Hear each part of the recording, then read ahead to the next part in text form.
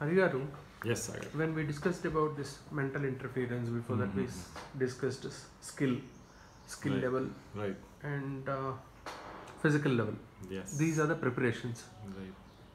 and I am putting all these efforts and how to measure my Right. know, Progress. or improvement.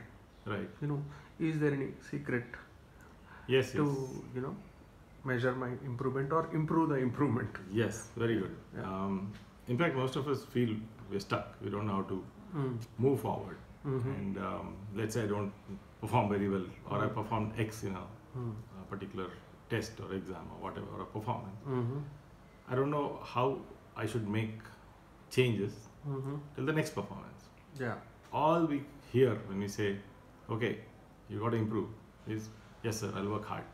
Yeah. Beyond work hard, we don't know how to, the actual process of improving. Okay. So very clearly, the way to improve is to get feedback, which is something most of us don't get. In fact, there's this whole book written by Ken Blanchard, who says this wonderful statement that says, feedback is the breakfast of champions. Oh, wow. So what he's saying is, whether it's practice or performance, a champion is constantly looking at feedback. Okay. How did I do? What did I do right? What did I do wrong? And tries to address those issues.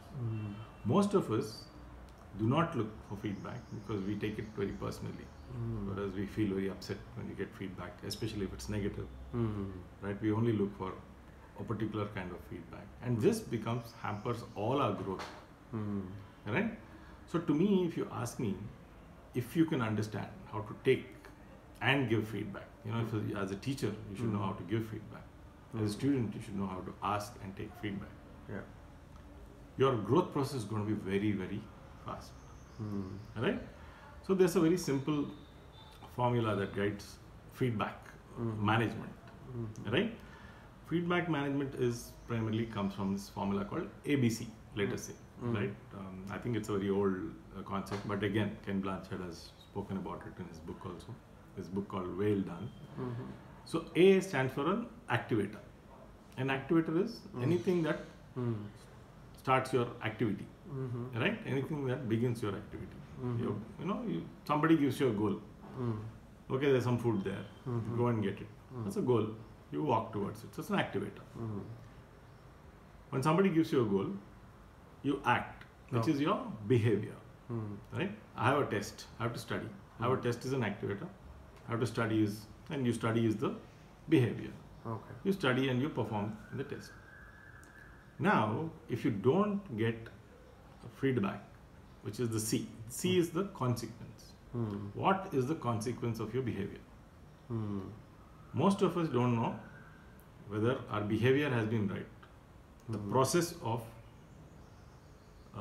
actually addressing the test or addressing the performance, has it been right or not? We don't know until the test happens. So let us say you don't get any feedback. How are you going to improve? You really don't know whether you've done well, not well, what you did right, what you did not do right. Yeah. So there's really nothing to work on. If you're lucky, your test says you did 30 out of 50. You will think 30 out of 50, I'm somewhere in the middle. But you should know what you did right. You should know what you did wrong. And you should have this in a more frequent intervals to actually improve. Have more of this feedback coming in. So you don't have to wait till the end to get feedback and then improve. Like let's say at the end of the year you get an appraisal. End of the year you get a test. But with the test, if you also are given feedback on how to improve, where you're good at, where you're not good at, Okay. you can constantly try to improve yourself. Now let us go to the part where feedback, how and when feedback should be given. Right? So when we say feedback is a breakfast of champions, we're talking about a very big thing. Right? Yeah. How and when feedback should be given. So Blanchard actually says something very interesting. He says, especially where most of us are, until you have reached some level of proficiency, of competence, we are all very insecure. We are not very sure about ourselves. But at that stage, we actually get very harsh feedback. You say, oh, you're not good at this, you're not good at whatever, you're hopeless. And you kind of give up on that kind of feedback. So he says until, and he doesn't say exactly this, but what he says is, you accentuate what the other person is doing right, especially when they're not in very confident space. So let's say 10 things are there. He's done 8 things wrong, 2 things right. You point out those 2 things only. Say, you've done that right, you've done this right. Don't focus on what he did not do right. Because the fundamental principle is, what you pay attention to, that behavior will be repeated. So if I pay attention to, you did this right, what will that person do? Tomorrow he wants to again win praise from you. So he will again try to repeat that behavior. But if you say, you did not do this right, you did not do this right, he is going to feel pressured. And the moment he is going to go there, he is going to get under that pressure. He is going to be very conscious and probably fail. So you are going to address 2 things right. So I'm at 20. If I say 2 things are right, tomorrow he will repeat that behavior. It will become 21 and 22, 20. Let's say you slowly, by pointing out the right things and by ignoring the mistakes, slowly bring this person's confidence and competence up to, let us say, 50. And at 50 you think he is competent enough. Right? That is when you start, when somebody is competent but is making a mistake out of negligence, only then you give them feedback which is, hey, this action has to be repeated. Now, how do you give feedback? Right? You basically have to give feedback almost immediately once you notice progress. So you don't give it at the end of the year. Don't give it at the end of the month. By then it's cold. Give it immediately. So that he or she knows exactly, all right, I did this and he has observed me. Give it immediately. Be very specific about what you did right. Don't simply go with good, bad.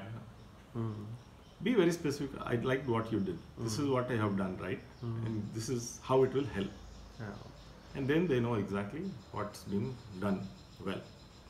Right?